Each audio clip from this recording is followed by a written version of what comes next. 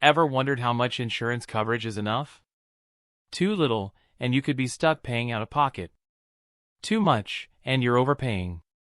So, how do you find the sweet spot when choosing your coverage limits? Check out the link in the description box below. Let's break it down. First off, what are coverage limits? They're the maximum amount your insurance company will pay for a covered claim. Go beyond that, and the rest comes from your wallet. So, how do you choose the right limit? 1. Evaluate your risk. Think about your business or lifestyle.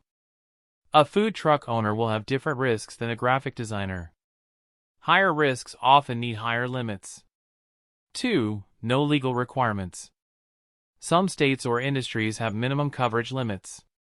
For example, commercial auto insurance often has state-mandated minimums. But minimum doesn't always mean adequate.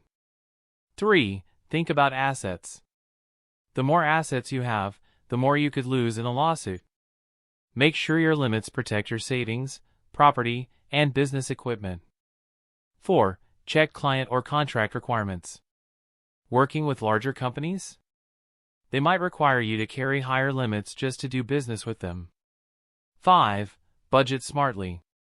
Higher limits cost more, but sometimes just a small bump in coverage only increases your premium by a few dollars. Choosing the right coverage limit isn't about guessing, it's about planning smart. Talk to a trusted agent, compare options, and protect what matters most. One of the best platforms to get insurance for yourself or your business is Next Insurance. They offer coverage at an affordable price that is tailored to practically every industry in the USA. You can check them out with the link in the description below the video and the pinned comment as well and get a quote today. The full review of Next Insurance is also linked down in the description box. Thank you for watching this video. Please remember to like and subscribe to our channel if you like our videos.